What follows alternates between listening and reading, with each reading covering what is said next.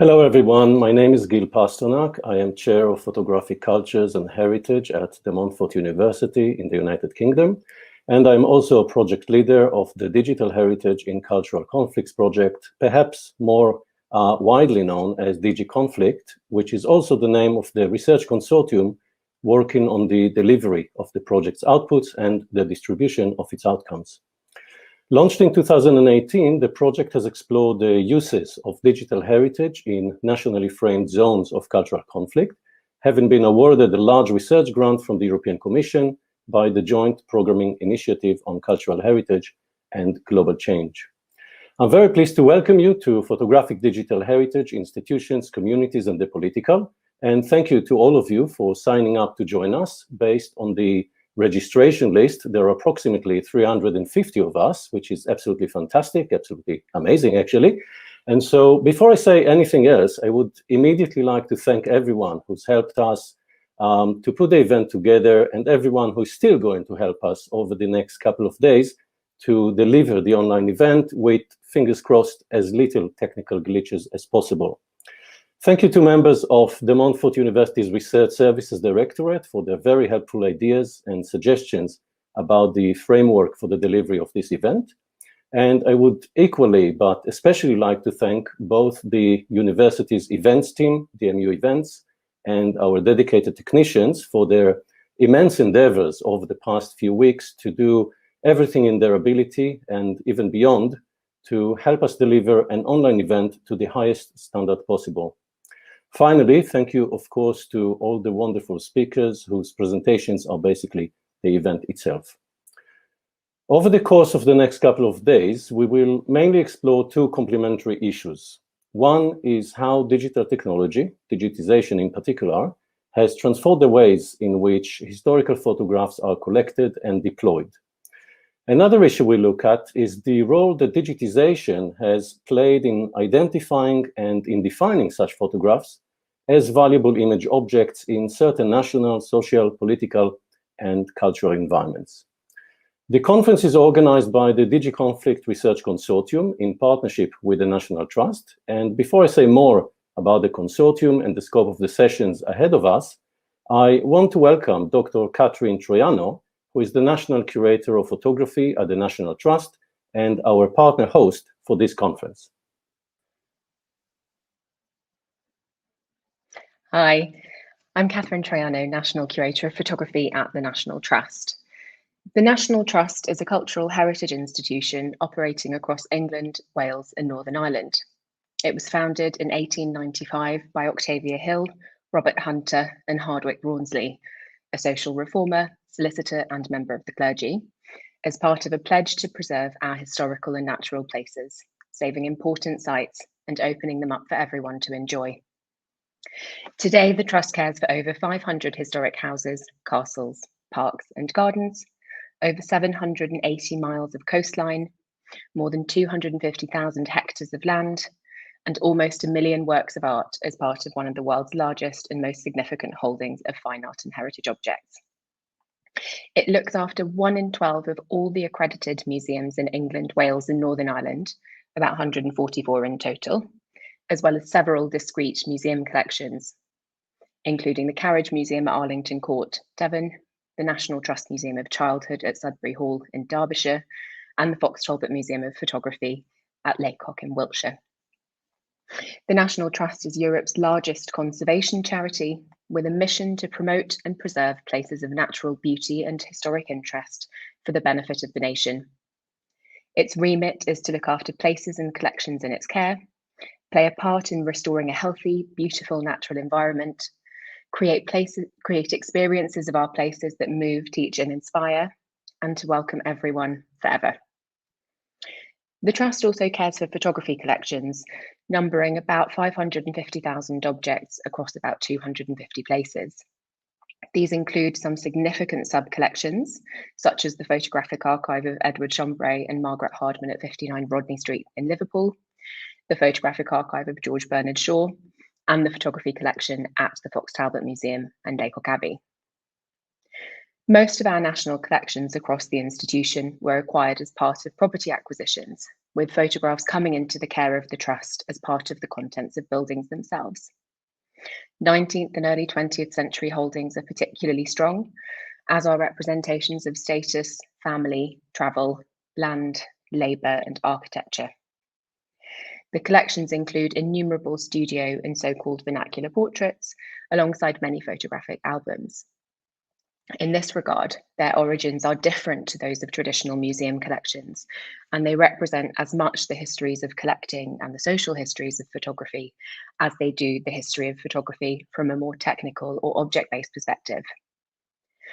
I'm the first curator to work with the Trust's photography collections on a national scale in a post that was new in 2019. So we've got a way to go in terms of understanding, researching, interpreting, publicising and making accessible our photography collections. Some of the photography collections are catalogued, and some 164,000 records exist for photographic objects in our collections management system. However, there's much work to do to improve existing records, to standardise how objects are catalogued on our systems, and to make new records for uncatalogued material. Many of our historic locations struggle with environmental conditions, which means that it can be difficult to display original photographic objects on site. This places an even greater emphasis on cataloguing and the general digital presence of our photography collections. When taken together, the national holdings of photography at the Trust are enormously significant in the UK cultural institutional landscape, further reinforcing the need for a robust digital presence that transcends geographic separation of objects themselves. Of course, beyond the photographic collections, photography is also key to wider institutional function. It's integral to bridging the difficulties of multi-site collections for other branches of material culture, especially when we're thinking about thematic holdings like the World Culture Collections. It's extremely visible across marketing and communication platforms, and it's at the centre of our for-profit picture library. I'm pleased to have the opportunity to partner with DigiCONFLICT for this conference, as I think it's a fantastic opportunity to dig into some of the complex realities that underpin working with collections like those at the Trust, that have myriad potential for interpretation in different local, regional, national and international contexts, and which exist within this multi-site institution and the many different and sometimes conflicting claims and priorities that this can give rise to. I hope that the next few days will serve as fruitful discussion to help work through some of these complexities, unpacking points of contact between the roles of cultural institutions, the communities that they serve, and the political realities that inevitably emerge in the context of cultural legacy and heritage. Thank you. Thank you very much, Catherine, and thank you once again for this partnership.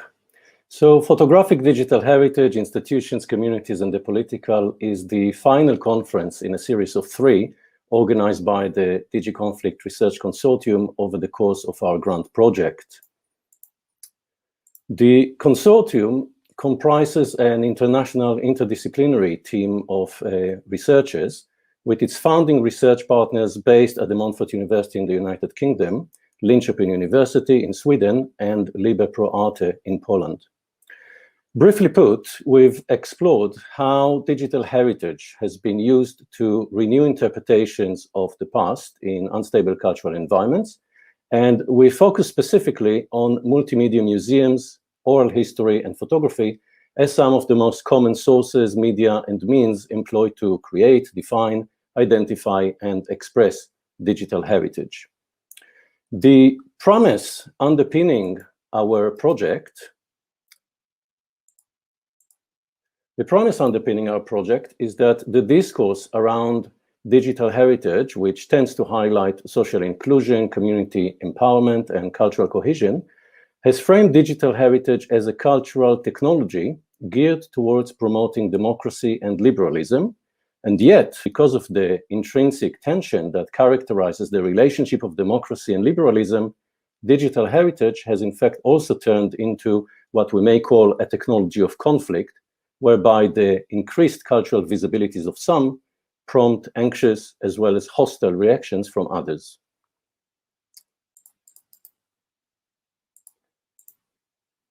Every year then, since we launched the project in 2018, one of the local consortium's research teams takes the responsibility to host an annual event dedicated to their particular area of inquiry in the project. In October 2018, we held our first conference at the Nordic Museum in Stockholm.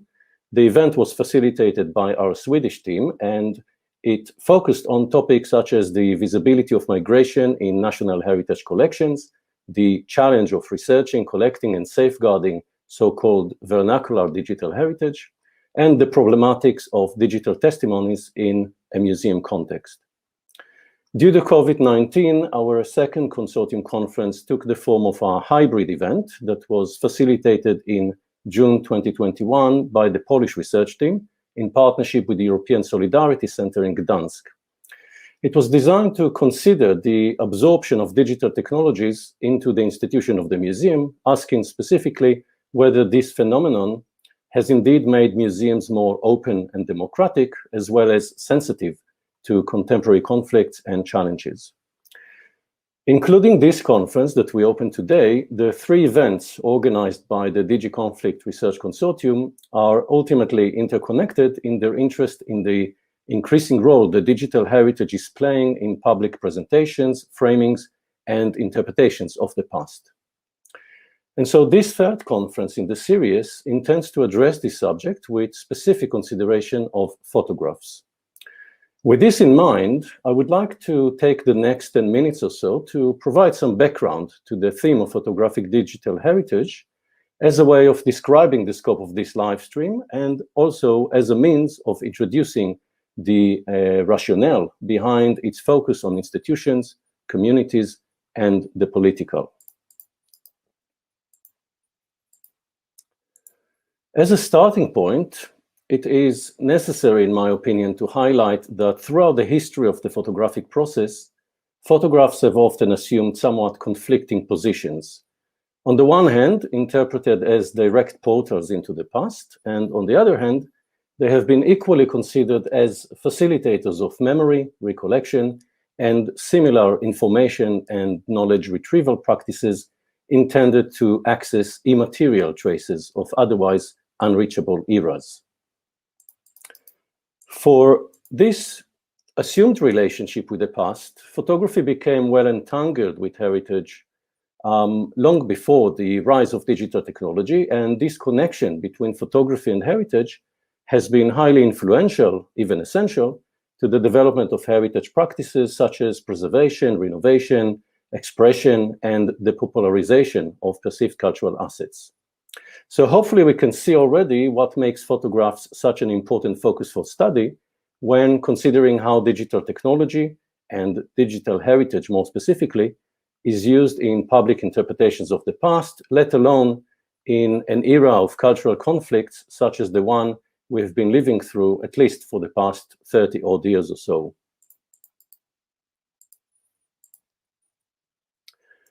But in addition to that, I would like to suggest that it is because these cultural conflicts have largely revolved around the memory, commemoration, safeguarding, and expression of perceived intangible heritage in particular, that photographs have become even more embroiled in the promotion of cultural heritage in general, and via digital information and communication systems more specifically. Now, definitions of intangible heritage seem to vary from one culture to another, as well as in subject scholarship, but it is broadly understood as a reference to non-physical cultural inheritance. For example, social behavioral norms, traditions, folklore, principles, skills, knowledge, and even language. But in some recent scholarship, intangible heritage is also considered to include any material objects connected to the realization of this set of practices and intellectual properties. The rationale being that objects, such as instruments and artifacts, would have usually not been needed for anything other than the performance of certain cultural tenets.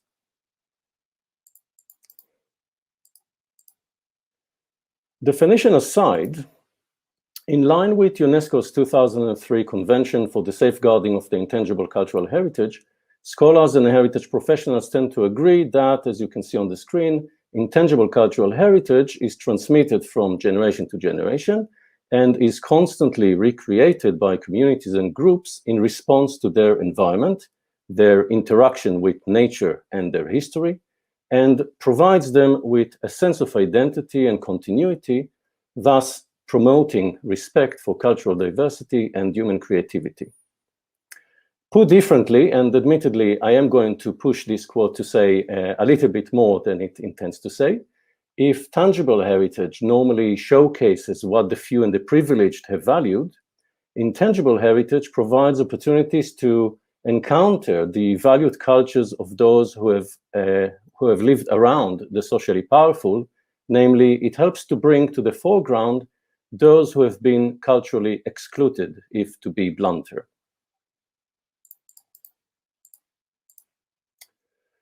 Especially since the late 20th century, expressions of intangible heritage have permeated into various uses of digital technology through the introduction of practices, products, and processes that simultaneously formulate, renew, and give expression to diverse cultural identities, cultural values, and cultural beliefs. Imagery, photographic imagery in particular, have become dominant in the digital sphere, including the internet and social media, of course. This period between the late 20th century and our time has seen formal heritage institutions identifying the potential embedded in digital technologies and in digital cultures to bring their collections closer to the public as it were. Some of these started digitizing historical photographs from their collections, making them accessible in a digital format and often also online. In doing so, they renewed interest in otherwise forgotten records. But being formal, that is, authorized social organizations, their digitized records most often pertain to perceived hegemonic cultures and hegemonic cultural historical narratives.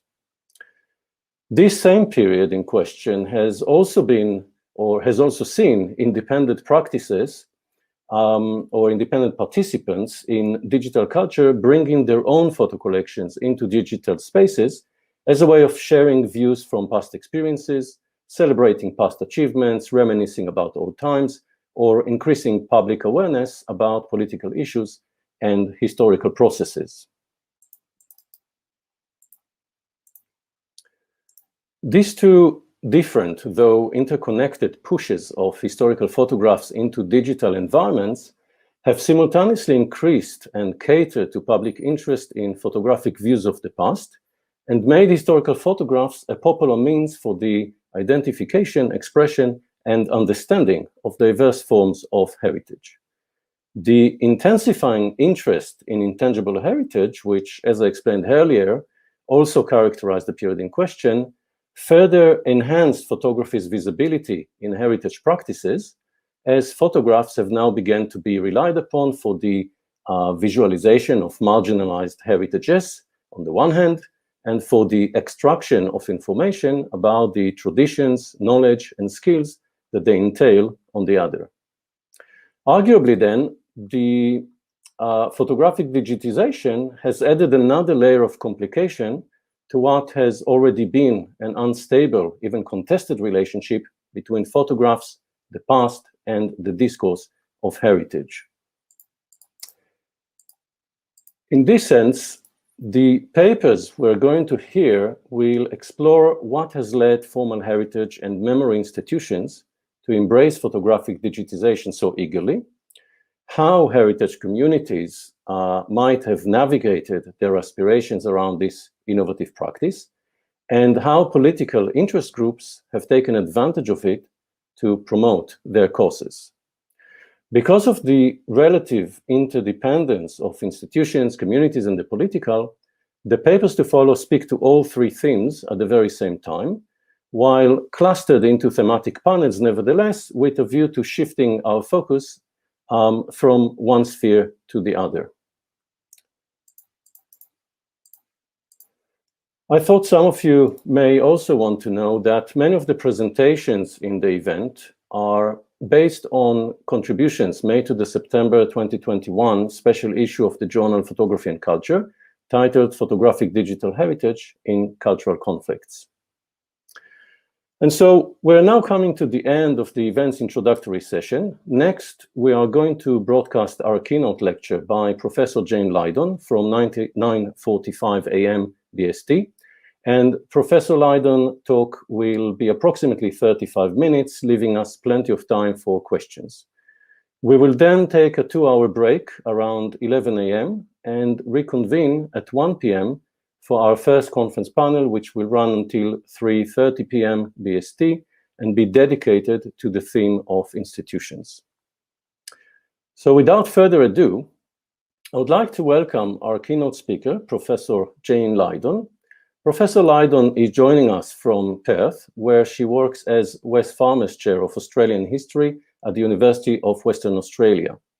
She has written widely on Australia's colonial past and its legacies, often, if not always, taking into consideration the visual and photographic cultures that surrounded, as well as constructed at least some aspects of the histories at the center of her work.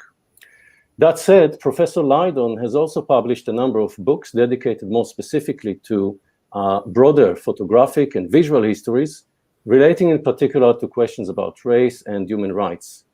One of these is her edited volume, Visualizing Human Rights, published in 2018.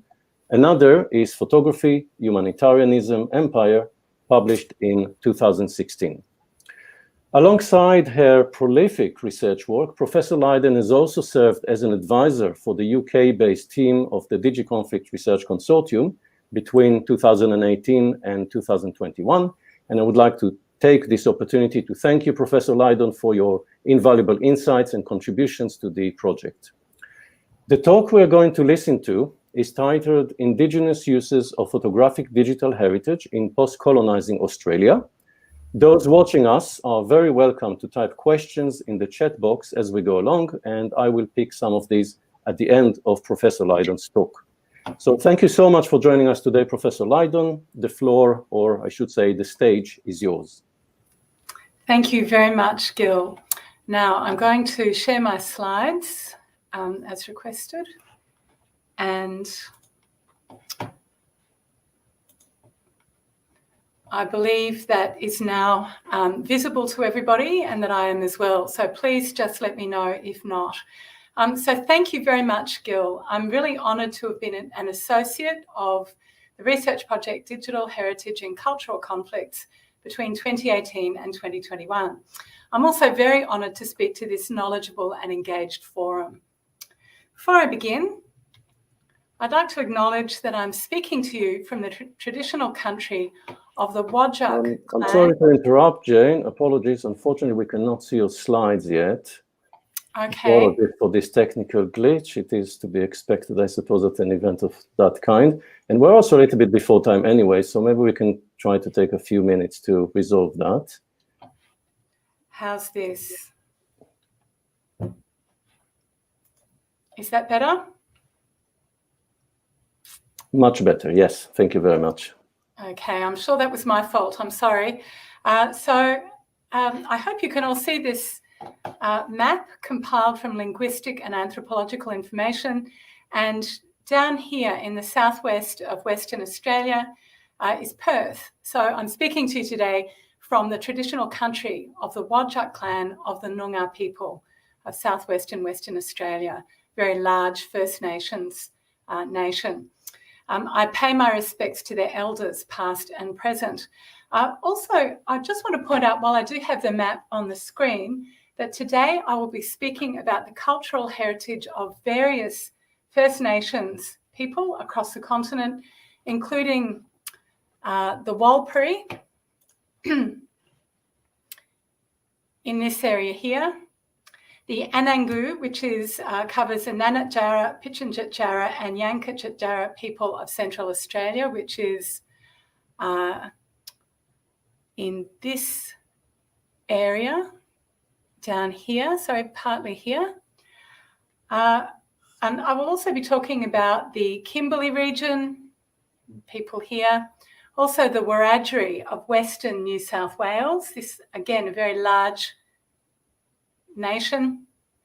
Also the Nyawong of the Murray River, which is in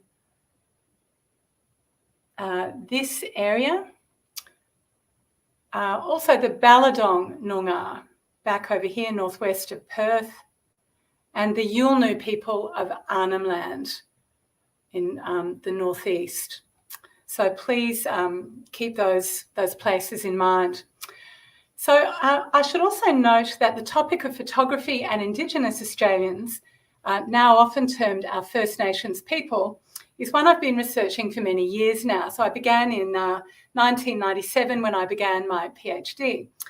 So now, almost 25 years later, many things have changed within this research field as well as within the surrounding social context for this kind of work. Perhaps the most important and I think very hopeful change is that there's an increasing number of First Nations curators, archivists, artists and historians who now speak for their own communities from their own perspective. When we feel pessimistic, I remind myself that this is an important advance in Australian and indeed in global terms. I imagine that in future I may find myself speaking on this topic increasingly rarely, if at all, but rather will be privileged to listen to my First Nation colleagues. Similarly, I want to start by acknowledging the tremendous generosity shown to me by many, many Aboriginal people over many years. Much of this work has been conducted in collaboration with them. To those of you in Britain or Europe, these comments may seem somehow unanchored. So I just want to start by very briefly reviewing something of the historical and political context for undertaking research about Australian colonial history and First Nations cultures. Australia is a former settler colony, created as a nation only in 1901, as expressed by this rather strident song composed around 1910. This entity was founded on race. As well as a commitment to a British notion of whiteness, it entailed the deliberate exclusion of non-white groups through immigration regulation in tandem with harsh assimilation policies targeting Indigenous peoples. And of course, visual culture has played a key role in the long history of defining ideas of Australian identity, citizenship and rights. Processes of exclusion were defined and regulated through visual technologies such as the passport photograph, for example. The medium of photography was also strongly implicated within 19th and 20th century discourses of anthropology and human difference, which underpin governance of Aboriginal people. Today, Australia is only slowly and unevenly moving away from policies of control over Indigenous people toward policies of Indigenous decision-making and self-determination, encapsulated by the notion of Indigenous sovereignty. Indigenous intellectual Aileen Moreton-Robertson uses the term post-colonising to describe the situation for Indigenous people whose homelands have not been decolonised and for whom the colonials did not go home, as she puts it. In May 2017, Aboriginal people advocating for recognition issued the Uluru Statement from the Heart, seeking constitutional reforms and the establishment of a Makarrata, or a reconciliation agreement, to supervise a process of agreement making between government and First Nations. The Uluru Statement, as you see it here, calls for truth-telling about Australian history as central to the Australian present and future. So this is the context for the revolution in photographic digital heritage that has taken place since the turn of the millennium or before. In this process, new archives have been produced by official agencies and projects, and technologies such as mobile phones have enabled new forms and practices. In addition, the circulation of traditional collections amassed by museums, libraries and private collectors have now become digital assets and circulate in radically different ways. Some suggest that this is simply the acceleration of mediated experience. So, for example, Martin Jolly terms this an intensification of qualities already fundamentally inherent within the medium. This technological transformation has also been accompanied by theoretical shifts. During the postmodernist 1980s, for example, the analysis of Australian Indigenous engagement with photography tended to emphasise the predatory, exploitative role of photography and the imperial perspective of the photographer within what has been recently termed a hostile or a suspicious interpretive tradition. Significant changes since the turn of the millennium have instead emphasised understanding photographs' effects as they circulate within visual economies. Important work has drawn our attention to photography's emancipatory potential and the ways it may enable forms of civic spectatorship and visual citizenship. Australian Aboriginal interests have drawn heavily upon this expanded digital heritage resource, including digitised photographs, to reconstruct links to country, kin and culture, and to maintain cultural well-being. Traditionally, for many Aboriginal people, photographs are not merely representations, as in the Western tradition, but may assume the powers of the ancestors, embedded within social relationships with both the living and the dead. Systems of knowledge in Aboriginal societies are land-based and structured by their relationship with the ancestral powers, or dreamings, as they're sometimes called, who created the world as they walked the earth, making places, people and culture, and marking the traces of their activities into the earth. It's important not to conflate hundreds of different Indigenous nations and countries across the continent. However, the example of the Warlpiri of Central Australia exemplifies this essential connection. As Melinda Hinkson explains of crayon drawings on paper, a picture of a place is inextricably tied to the people of that place. The two are treated in relational terms. Yet rather than preserving a somehow pure or traditional culture, media shapes discourses of culture and tradition. In Australia, as elsewhere, we continue to see debates about globalisation and whether distinctive Indigenous perspectives on new media technologies, such as mobile phones, either incorporate and transform Indigenous visual traditions or are rather incorporated into and enhance local cultural forms.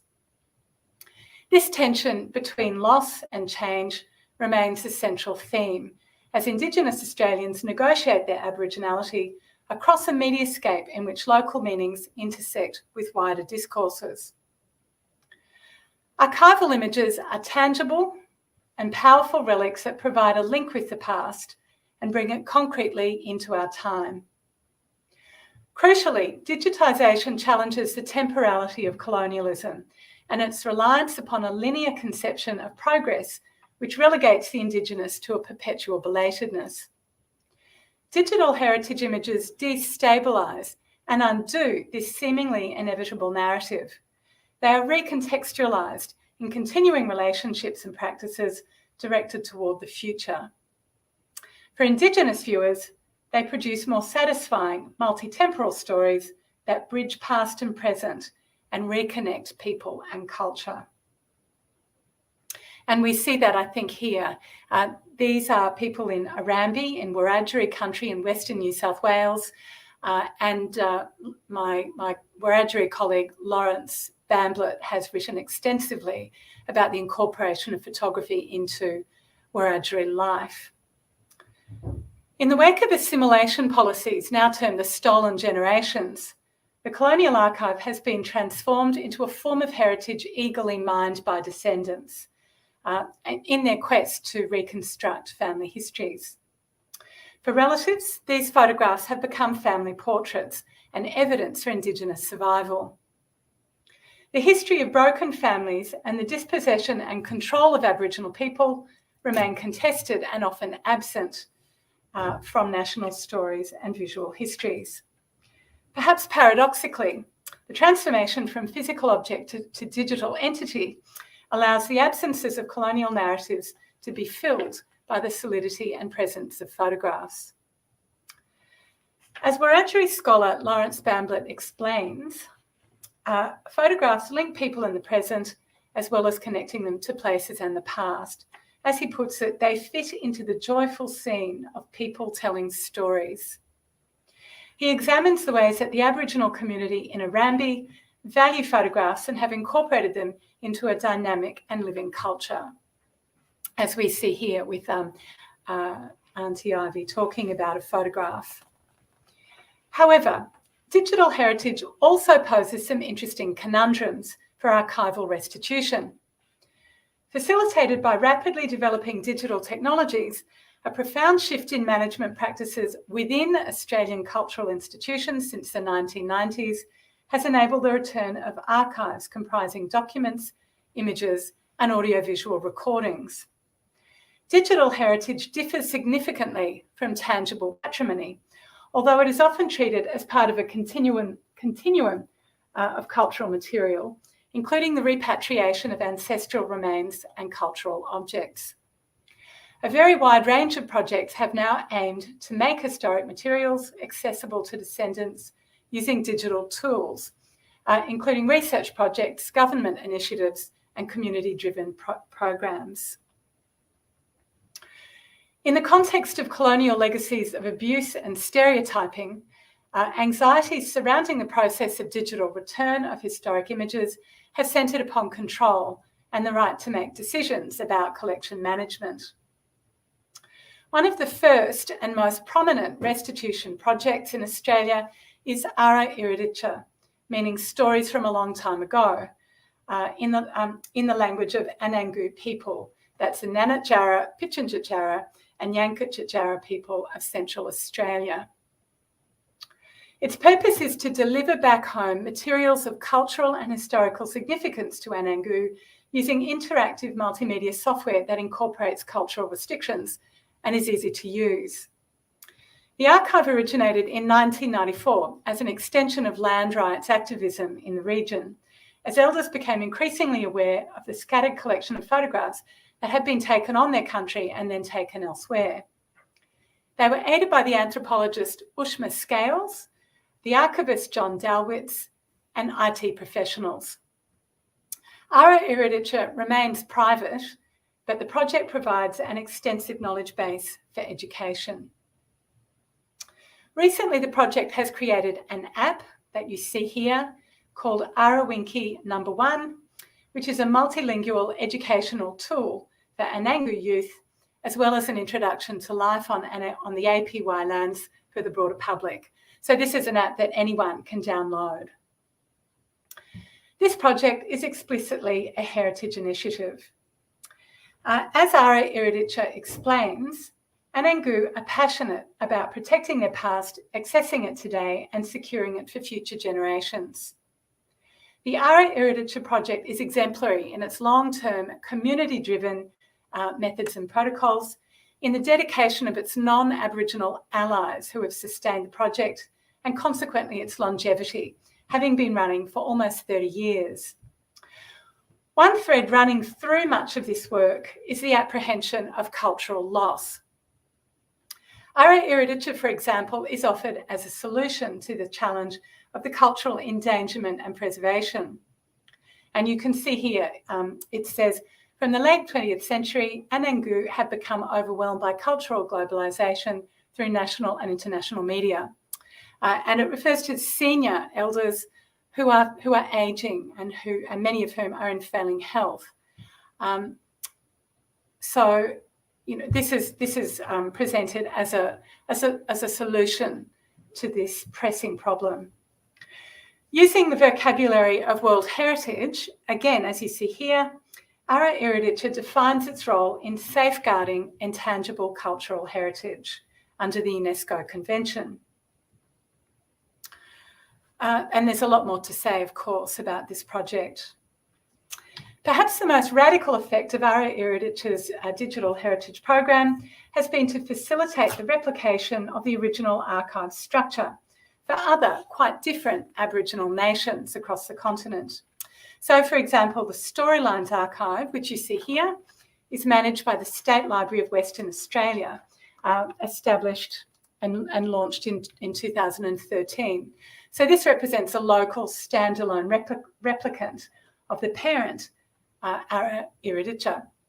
And again, this is publicly accessible and searchable. This is its search interface. In a slightly different approach, working from European collections back to their sites of production, the Returning Photos project drew upon the process of digitisation to transform physical photographic archives into a digital heritage resource. Digitisation of these historic photos has enabled researchers to explore the global circulation of photographs of Australian Aboriginal people that began during the 1840s and even earlier, and to connect their local production to their concrete effects as objects circulated around the world. This project worked with 4 European museums to research and digitise the photos in order to return them to descendants. So these were the Musée de Quai Branly in Paris, the Museum of Archaeology and Anthropology at the University of Cambridge, the Pitt Rivers Museum in Oxford, and the Museum Volkenkunde, which is now part of the National Museum van Wereldculturen in Leiden in the Netherlands. Digital transformation has enabled new research focused on local communities in every state and region in Australia, and a range of new uses from arts and native titles. So here you can see project researcher Donna Oxenham taking many of the photographs back to Kimberley communities in 2017 as part of the Kimberley Festival. So Donna used a very large iPad combined with a portable printer that enabled her to print out and mount this portable exhibition. So a combination of technologies. The project is now hosted by the Burnt Museum at the University of Western Australia and has been widely networked. So, for example, it's linked to the Aboriginal and Torres Strait Islander family history pages of the National Library of Australia online. So just to give you an example of the way this process worked, an early photographic portrait of a senior Ngarwong man, Tenbury, from Murundi on the Murray River, had been pasted onto a cardboard sheet, as you see here, and boxed within Oxford's Pitt Rivers Museum's archive. So here's a portrait of Tenbury. It was unknown in this form to all but curators. Other portraits of Tenbury had been produced and circulated through imperial networks from around 1845. Through digitisation, it became possible to assemble them as a series, prompting focused research on this important Indigenous elder and the return of his historical portrait to descendants through the Mannum Aboriginal Community Association. So again, here is a portrait of Tenbury reduced to this kind of flat plane alongside other Aboriginal people. Sometime we think during the 1930s, they were reassembled in this form.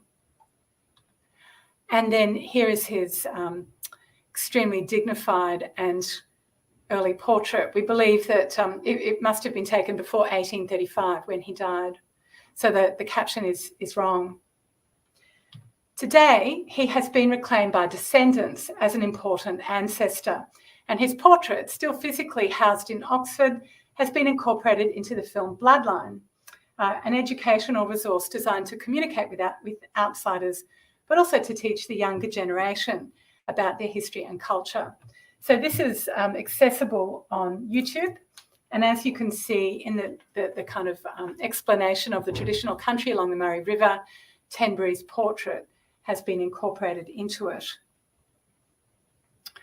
And again, he's explicitly linked as a 10th generation ancestor, as elders talk about their traditional culture to younger members of the community, as you see here, where Auntie Ivy Campbell is talking to children.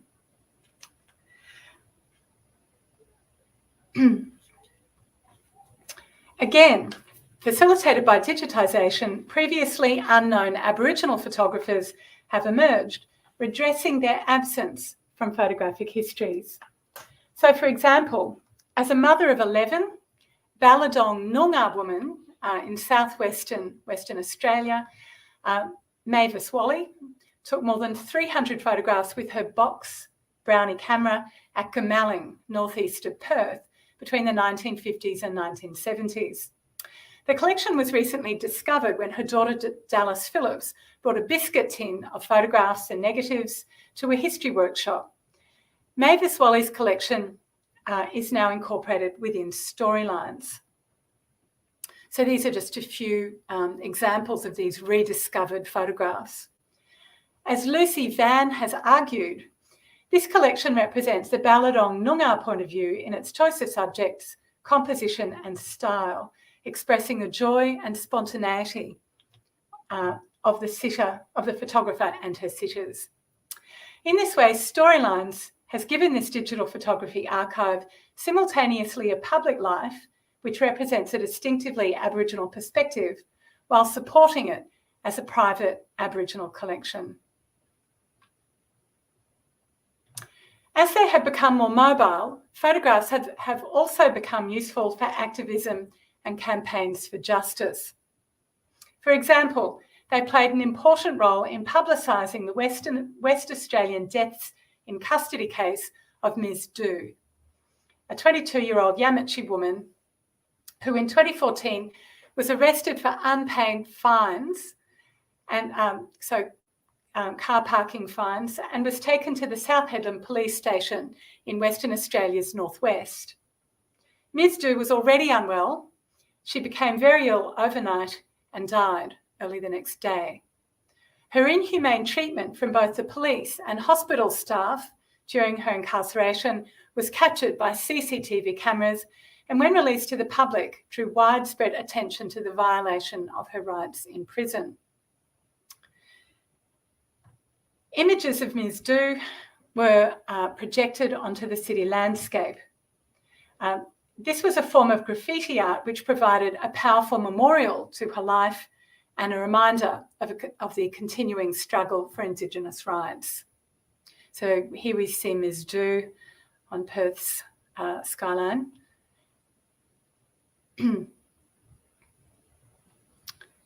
And Elder Auntie Carol Rowe, who led the campaign.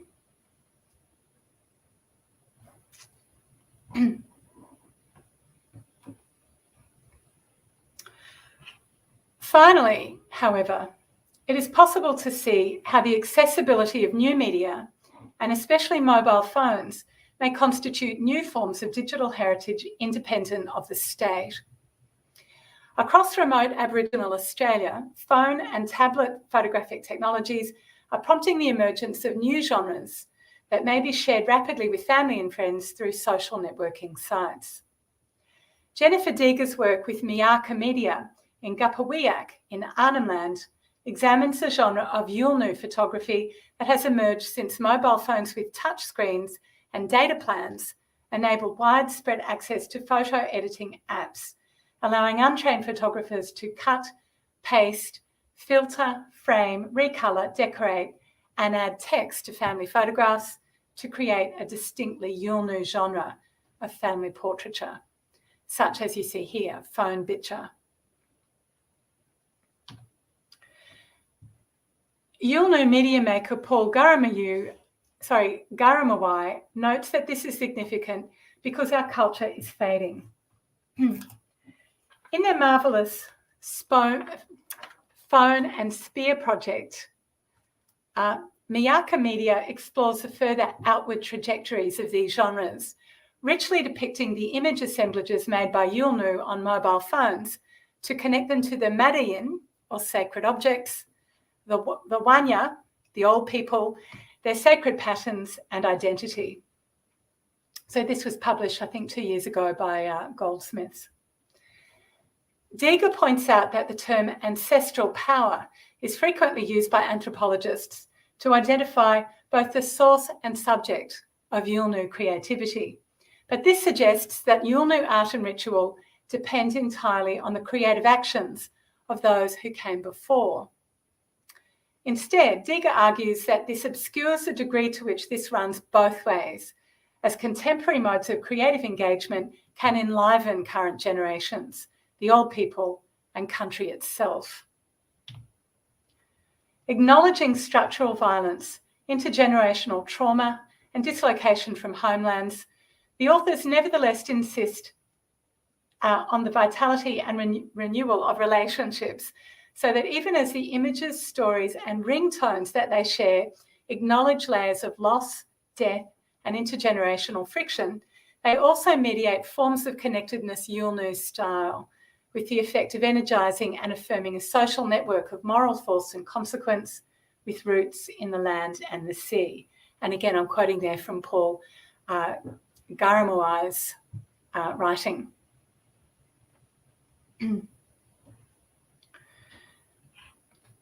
In conclusion, against the brutal history of colonisation and its legacies, digital heritage is used by Aboriginal people to understand and narrate the past for present-day purposes, such as education and creating a world shaped by cultural imperatives.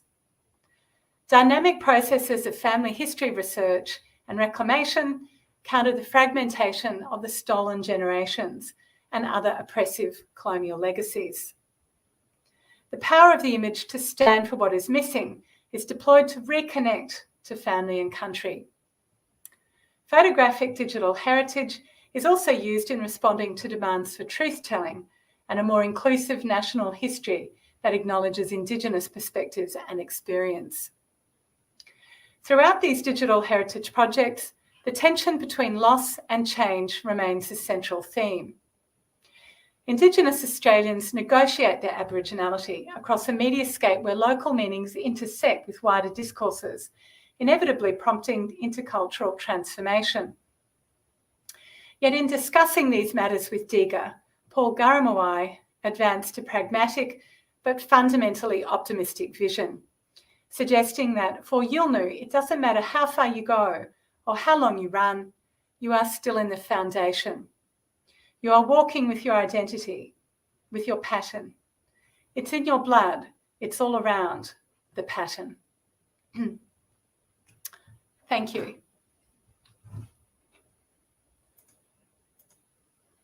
Thank you very much, Professor Lydon. That was really a fantastic talk, showing us immediately how photographic digital heritage has intersected almost simultaneously with institutions, communities, and the political. So really fantastic start for the event. I have a number of questions of my own, but meanwhile, I would like to encourage those watching us online to post questions in the chat box, and I will convey them to Professor Lydon as exactly as typed, so try to avoid spelling mistakes and typos. I'm joking. Okay, for at least 40 odd years now, and I think we had this discussion previously, for at least 40 odd years now, photography historians have conventionally challenged such approaches to photographs that present them as unproblematic pieces of evidence. In the context of heritage collections and marginalized heritage in particular, I find that there has been a tendency to perhaps suspend these critical approaches to the evidential value of photographs. And I think that the digitization process often cements this position as evidenced by creating new discourses for their consumption, discourses that usually reframe photographs as almost eyewitnesses to otherwise untold histories, or at least as portals into untold narratives. I'm wondering if you can say something about photography and evidence in the context of the initiatives that you discussed. Yeah, well, I think, as you say, as the object sort of circulates further and further away from its context of production and its original uses, it's given these new meanings. So that, I guess that's what I was referring to in terms of disrupting colonial temporality.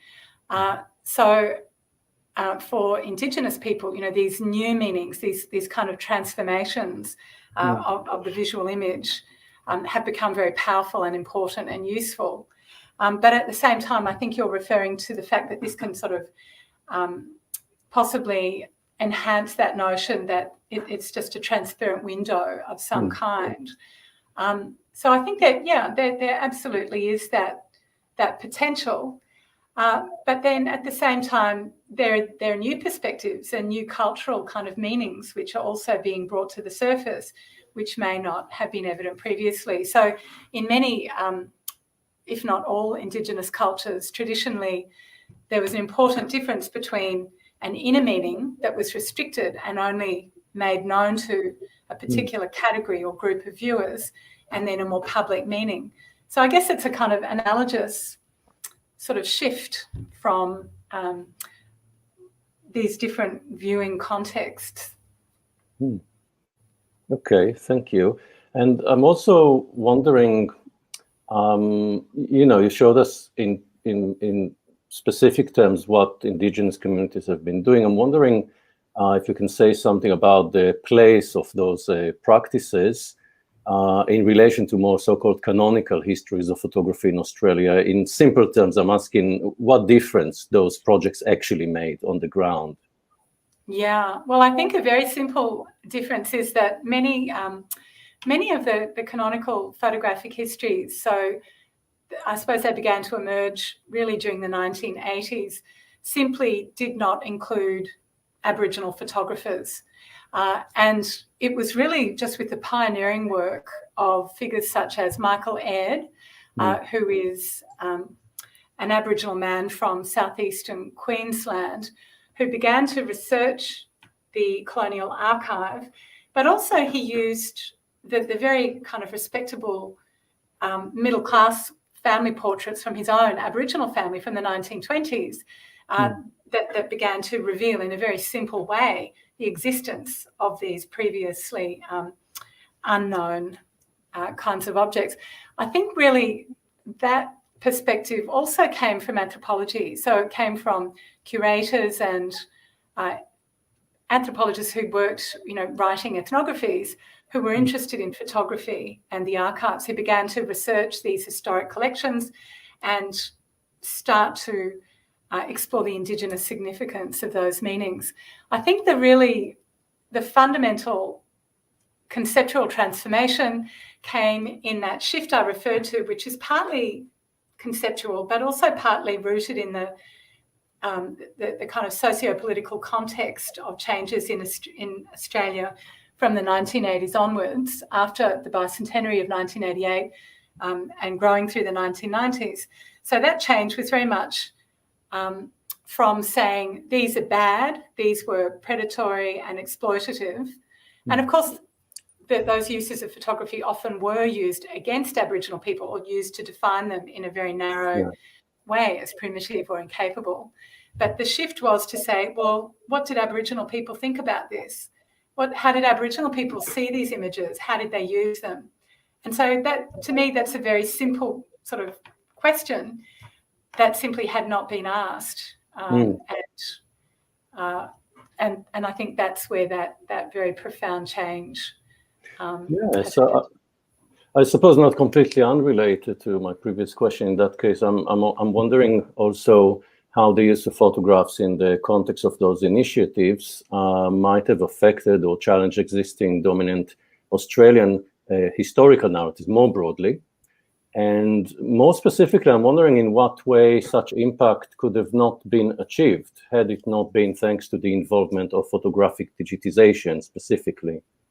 So the digital element, what difference does it really make? Yeah, well, I think that as we know, photographs such as the portrait of Tenbury held in the Pitt Rivers Museum, when I first saw it, I had to travel to Oxford, and my colleague, Dr. Christopher Morton, who's a senior curator at the Pitt Rivers Museum, and before him, Elizabeth Edwards, very kindly and capably kind of showed me these archives. So it was really only, so that did not rely on digitisation, but it was only when, as part of our collaborative project, the museum then digitised its holdings that they were then made more accessible. So again, to my colleague Michael Aird has commented on these shifts and transformations in technology. And Michael says, well, back when he began to do this research during the 1980s, he was delighted to be able to make photocopies, for 10 cents a page, and to share those with his relatives. So, so here I guess we see that this is simply the acceleration of a process already happening. But I think this archive would not have been known, and particularly the global dissemination of the archive and its role in these larger imperial and global histories would not have become known were it not for these technological shifts. And there are many consequences of that, and to my mind, the most important one is that it enables Aboriginal access and control. And just a very quick sort of background to that is that in Australia, of course, there was a lot of anxiety and concern not to repeat those colonial transgressions and misuses and abuses of photographs of Aboriginal people. There had been cases where photographs of secret sacred ceremonies and material had been reproduced in magazines in Europe, in Germany, for example, during the 1970s. So then a copy of the magazine was then brought back to Australia, and this was deeply hurtful to the source community. So there's a kind of tension there, I suppose, between an anxiety around managing the archives, which was very strong in Australia, where curators, again, I think have been in the forefront of repatriating or returning these images. So there's a tension, though, between that desire to return them, but also the, balancing that against the risk of causing further damage. Thank you. We start receiving some questions from the audience, but I've got one last question from myself, and as you answer it, I will also start organizing some of the questions that we are receiving. I'm wondering if you can say something about the impact that those initiatives have made on intergenerational communication practices within domestic environments or among families more specifically. And once again, what difference the digital aspect actually makes to such intercommunication practices, assuming that, of course, families quite often could also just use their analog collections. In many cases, I imagine they won't necessarily have such collections, or there may be some kind of mixture of collections that come from other sources. But yes, I'm wondering if you can say something about intergenerational communication, but in the private sphere more specifically. Yeah, so actually, again, I'm often asked about the traditional practice of prohibiting speaking the name of the deceased and showing images of the deceased. And this, of course, stems back to a traditional practice that was prevalent at the time of invasion by settler colonists, that when someone passed away, their name wasn't spoken. And this was then extended to images of the deceased. And it's now become a kind of mark of respect that you see at the beginning of many films or books or so forth. But I think the key thing is that this is a very variable practice and it's very fluid. So to my mind, that's a really great example of the way that intergenerational practices surrounding photography have changed. And these technological shifts have really underwritten that process. So, for example, again, Jennifer Deeger in her work with Ngapuwiak in Arnhem Land talks about the way that for the older generation, a photograph of the deceased is something to be hidden. But the younger generations value and use and wish to look at these images. And in fact, as we just saw, they're used now on mobile phones as wallpaper, and there are apps that use them. But she describes how when an older person walks into a room, the photograph is pushed under a mattress. So there's a kind of, this I think points towards that kind of change. So I think also the other thing, and again, referring to Lawrence Bamblett's work and his stories about his community in the Wiradjuri town of Arambi, Dr. Bamblett describes the way that when he carried out his research, he initially had to borrow a family album from an auntie who made him promise to have it back within a 2-hour period. So he had to take it away, photocopy the contents at that point, I think, and then return it. And she had a lot of stories about theft. She had lent her family album to relatives, and when she got it back, there were missing photographs.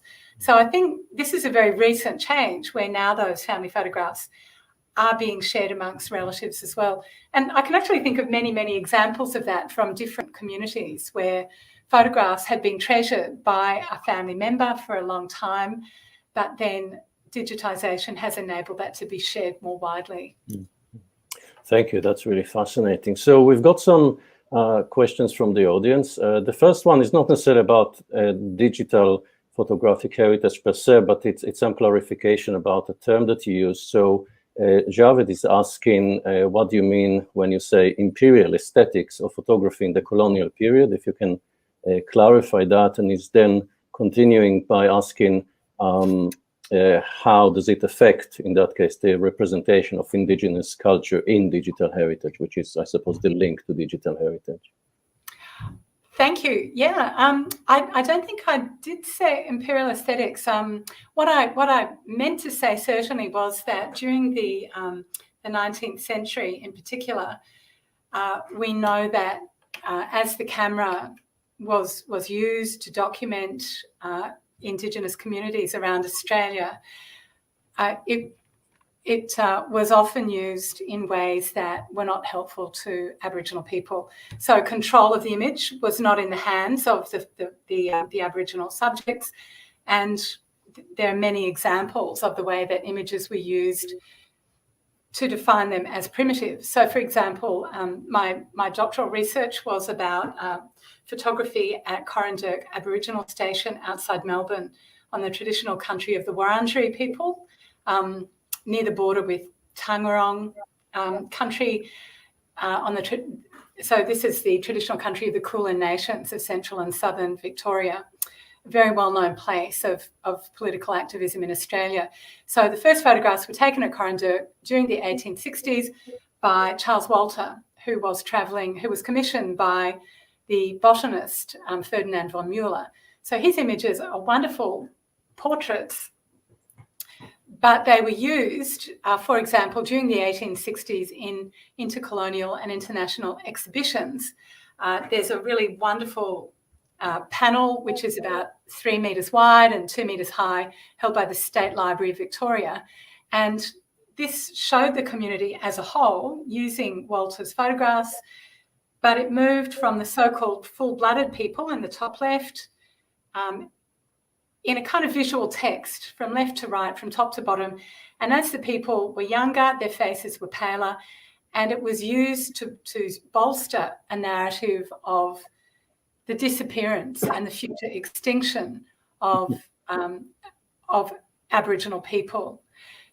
Those images were in turn translated into engravings and published and circulated more widely, for example, in a guide to emigration. So again, the message was, these are primitive people, they do not own the land, it's here for the taking, come and take the land. So these are just some very kind of simple examples, I suppose, of some of the ways that these images were used, which very understandably have left a legacy of suspicion in some cases, quite rightly. Thank you very much. And yes, we're gathering more and more questions, so I'm going to try to do my best here since we've got you and we still have time. I hope that's okay for you. So Celio is asking about photographic heritage in the context of repatriation. Is there a priority to preserve the photographs digitally or physically? And how are repatriated photographs looked after and preserved? I don't think there's one answer to that, because there's no really centralized body or entity that oversees this. And I just gave a few examples, but there are many projects of this kind. I think there's something special about the physical object, and as a historian, I would be sorry to see that displaced. I suppose that would just be my personal point of view. But I have also been asked the question, when images are returned to Aboriginal communities, are the physical objects, are the originals or the negatives and the original prints returned? And if they're not, there's a kind of question about, well, is that really returning them? Generally, Aboriginal communities in the years that I've been doing this work haven't really seemed to be concerned about that. And of course, that may change. That might not be the case for all Indigenous communities. It seems like a kind of a cop-out to say that. But yeah, so I can't sort of give a definitive answer about that. In my experience, many Aboriginal communities are delighted simply to see the images and to receive. They do value a printed out copy. but there doesn't seem to be any desire to have the original. And if they're looked after and preserved, I mean, again, I think because these are often returned in the form of digital images, which are then the basis for printing out prints. I think the printed versions, so again, turn back into an object, if you like, are often handled in a very informal way. And again, there are lots of descriptions and stories. So again, Norman Tyndale was an anthropologist who took a lot of very, I would say, distancing, sort of medicalised specimen style photographs of Aboriginal people in many places, Queensland, South Australia, and some of his collections are held in the South Australian Museum. But a descendant who is an artist, Vernon Arkey, mounted an exhibition of those photographs, and they were blown up into these huge portraits and accompanied by his drawings. But he describes coming across them for the first time as thumbnails in his grandmother's or his mother's purse. And he saw this, you know, and it was this very bent, folded, difficult to see portrait. So I don't know whether I'm really answering your question, but I think there are many, many different ways that the physical objects are used, and you know, the physical practices, the embodied practices that surround those physical objects.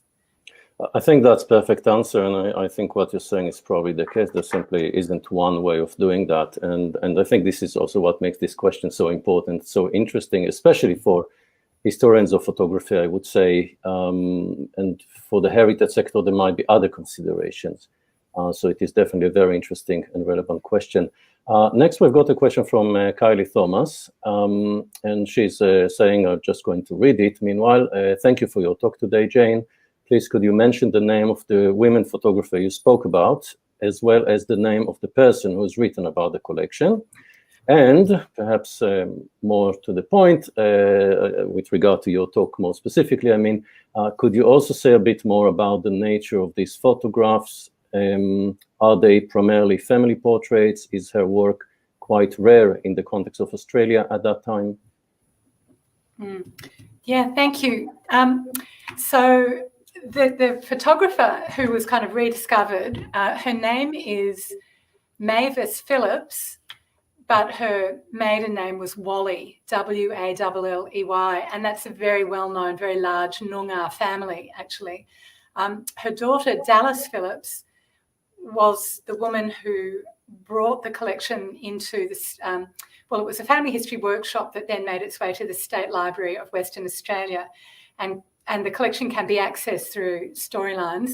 But Lucy Van is the scholar who actually published an article about this. It's called, her article's called Just Gold, subtitle, and it was published in History of Photography a year or two back, quite recently.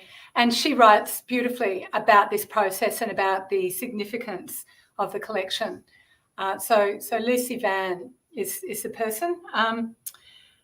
And the other question was about how, so she's unusual, and we're really just starting to, just in recent years, I think, have we begun to understand and to see and to learn about these kinds of questions. And that's because these are private family archives, and so it really relies on the generosity and the goodwill of Aboriginal people sharing them with the wider Australian public. Another example I could give is from Ngarrindjeri country, around the mouth of the Murray River in South Australia, where the Ngarrindjeri community, so people like Auntie Ellen Trevorrow and her family, have shared photographs from their collections. So Auntie Ellen and Karen Hughes have written about this, and they reveal these wonderful photographs taken by Auntie Charlotte Richards, who was a Ngarrindjeri woman who lived in what were called fringe camps and travelled around. And she was she was single and independent, so she made money from fruit picking, and she was a very enthusiastic photographer. And her photographs capture this unofficial experience of Aboriginal people kind of beyond the purview of the state. But and there are other examples as well, but not a huge number that have been shared with the public. Sure, that's great. Then we have a question, I believe it's for both of us to address. It's from Constanza Carafa. Gil, in your presentation, I was missing a little bit a distinction between digitized heritage that has, by definition, a corresponding element in the analog world, and born digital photographs. During Jane's presentation, however, I was thinking that this distinction maybe is not necessary at all. Could you both please elaborate on this? Many thanks. I'm happy to address the first part of the question since it's more for me, I suppose, but we can take turn and have some kind of a duet. So yes, you're absolutely right. The main theme of this conference, so to speak, or the main focus, I would say, is historical photographs. And as a consequence, in my presentation, I wanted to focus specifically on the technology of digitization, because this is normally at least how historical photographs are being brought into the digital sphere. At the same time, I agree that this distinction between digitized photographs or digitized heritage and born digital photographs, I think it always depends really on the uses. I don't know if there is any, or if it's possible to say that there is an inherent difference in the way in which those photographs behave once they are already circulating within the digital sphere. Of course, however, I should mention that with historical photographs, there is always this assumption that they are much more deeply rooted in the past. And there is also, I assume, the assumption that because of the analog process, there is something a little bit more authentic about them. But I think it is really, I'm being a bit speculative here, because I think at the end of the day, the question of the distinction between the two is really to do with the context in which the photographs are used and circulated, the way in which they are classified in catalogs, and the way in which communities as well as authorized organizations are deploying them in everyday activities. So this is from my perspective. But just to emphasize, I think you're right, and definitely another part of this introduction would have needed to address the issue of born digital photographs. In the context of the conference, we're focusing primarily on the historical side of photography, and therefore mainly on digitization practices. Jane? Yeah, so I think that's a wonderful summary. But I think it also raises the question, for me perhaps, a little bit of heritage and this distinction between tangible and intangible. So, of course, critical heritage scholars kind of critique that distinction in one sense. And I think Australian Aboriginal people are often cited as an example of why, because in a kind of traditional worldview, such as I alluded to at the beginning of my talk, again, drawing on the work of anthropologists such as Deborah Bird-Rose, for Aboriginal people, there is no kind of tangible, intangible, human, non-human distinction, because they live in a sentient landscape that is filled with meaning and agency.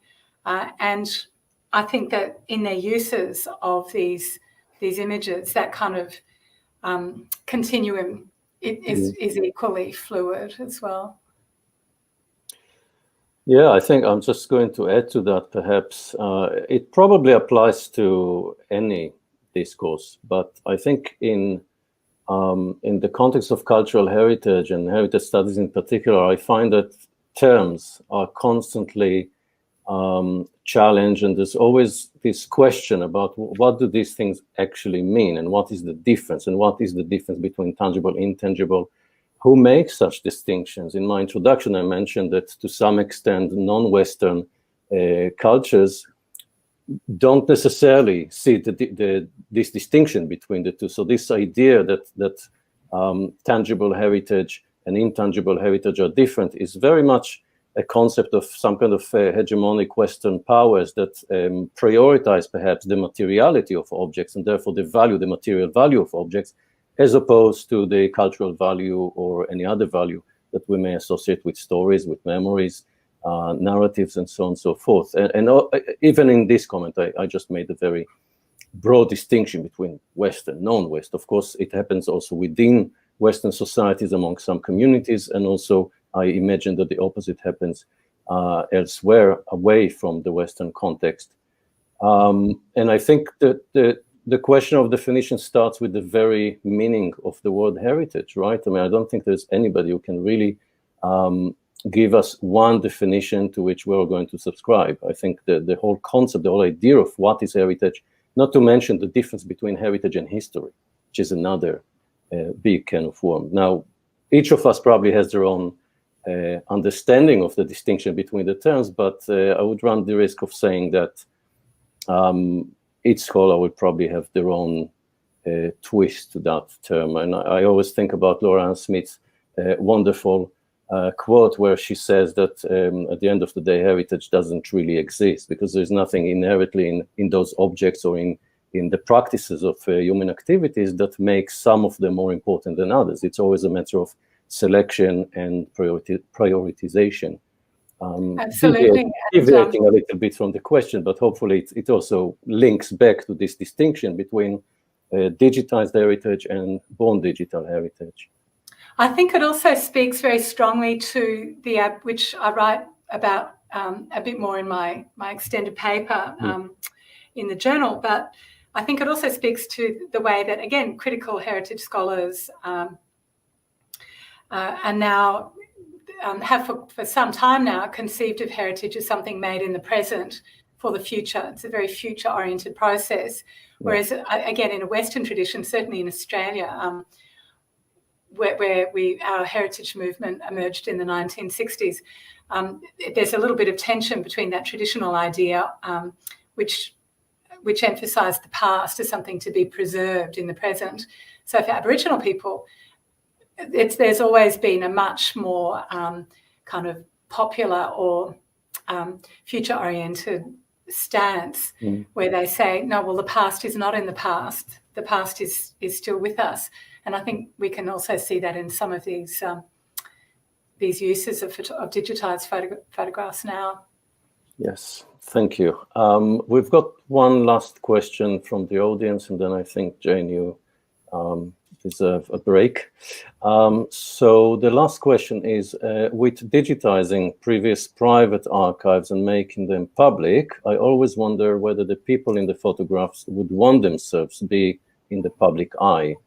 And I assume it is mainly a question for you, Jane, with regard to some of the initiatives that you showed us today and the origin of some of the photographs in those collections. Yeah, look, absolutely. And I guess we can never know that about any photographic subject taken anywhere that, you know, where we don't personally know that person. So in one sense, you know, that is, of course, a possibility. I think where we're talking about people who, you know, as I've already sort of noted a couple of times, these photographs were often taken to exploit Aboriginal people, and some of them are undignified or they're not easily recuperated. So I think a lot of the photographs are now valued family portraits, even photographs of, there's a very shocking photograph that's very well known now of Australian Aboriginal prisoners in northern Western Australia, and they're wearing neck chains. And Aboriginal people were chained by the neck in remote parts of Australia until the 1950s. And we look at that now and we're horrified. And there's a kind of, I think, a sensitivity around that, you know, and it's very natural, I think, to ask that question, would these people actually want their photograph to be shared? But consultation with elders and communities in the Kimberley, so the descendants and families of these people, has said very clearly that, yes, they want these images to be shared. So I think now the kind of ethical thing to do is to ask the right people in the Aboriginal communities what they think. And that's often quite hard, of course, when you don't know, when you've lost provenance information. But those families are now saying very clearly that as part of truth-telling, they wish these images to be circulated and the stories associated with them to be told. And in fact, Gil, your very first question about how does digitisation of photographic heritage change national stories? I think this is precisely the aim of the Uluru Statement from the Heart and this idea of truth-telling, which is now very much in the forefront of public discussion in Australia. So aspects of colonialism like frontier violence, massacres, the sexual abuse of women and children, coerced labour, all of these things, you know, the stolen generations, all of these things that have been erased or forgotten or overlooked or, you know, are very unpalatable, are actually being brought back. And this is where photography, I guess, insists on something. However cynical we are about how, you know, the staged image, those photographs of chained Aboriginal prisoners tell us what happened to those people. And so to me, it's very understandable that their families and descendants now want those images to be shared in the public domain. And for those families too, I might just quickly add, they're still their family. So they don't, as Donna Oxenham, my colleague, says, families see past the chains and they reclaim the person in those photographs. So I think that's a really important question. Thank you. Yeah, absolutely. And I will just add a little bit from my own field work. I think because Jane, you were focusing, of course, specifically on the Aboriginal context in Australia. I think very similar to your previous answer, it really changes from one society to another, from one culture to another, from one family to another. I mean, there is no rule. In my experience, I know that many owners of domestic photo collections are very happy quite often to participate in such digitization initiatives. But at the same time, occasionally it raises some tensions with their children, with the grandchildren who appear in the photographs. They never wanted to be online. And what does it mean if I'm now associated with this archive, despite the fact that it is in the context of a family photo? And I think this is perhaps, and it's not unique to digitization, this movement or transition of photos from domestic collections to public collections or to public environments. But I think some people are very much aware that once taken from the domestic environment, it has different meaning. It will be approached differently. My role in the photograph might be misunderstood or might mean something different to what I wanted it to be. When viewed by the public eye, so to speak. So I think, yes, it's absolutely fascinating question and extremely complex answers as usual in this field. And once we insert digitization, digital technology into the equation, it makes things even much more complicated, I think, at least.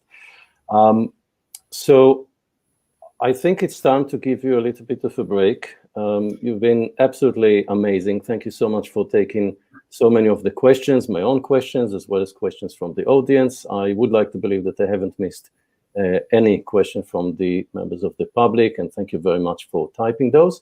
So thank you very much, Professor Lydon. Thank you very much. I hope you can join us to the other sessions. Absolutely. It's been an absolute pleasure. Thank you very much. Okay, thanks a lot. So we are a little bit ahead of time, which is good on many levels, I suppose.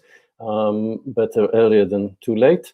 So what's going to happen next? We're going to take a two-hour break. It's going to be actually 2 hours and 15 minutes, considering that it is only 10:45 over here in the UK. So we are going to come back to you at 1 p.m. BST for the first conference panel, which will run until approximately 3:30 p.m., again, UK time. And the first conference panel is going to be dedicated to the theme of institutions. I will welcome everybody back, but Catherine Troiano from the National Trust will be the chair of that session. So thank you very much for joining us, and we shall see you in approximately 2 hours and 15 minutes.